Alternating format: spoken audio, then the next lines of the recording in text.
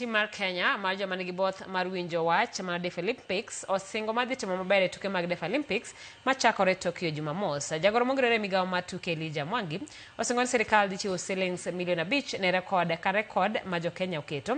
Kamano en achiel kuom yore mag miyo jotugo go mijing'o.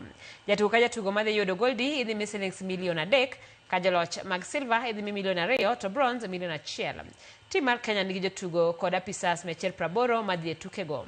E tuke mag Deaflympics mokalo motimore Brazil, tim Kenya noyudo midila 24 koriw.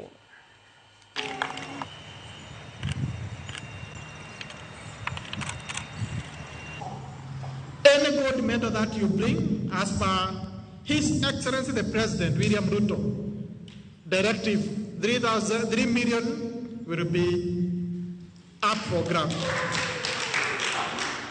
And for any silver, 2 million will be ready for grab, and equally for bronze, 1 million.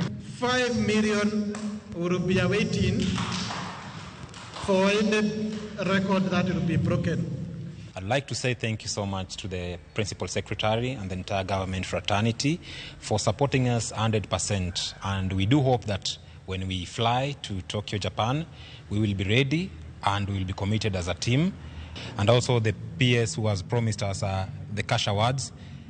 If we go to Tokyo, if we get the various medals and we are going to make Kenya proud, we are going to work tirelessly to ensure that also we break the records, like we had the 800-meter record and several records.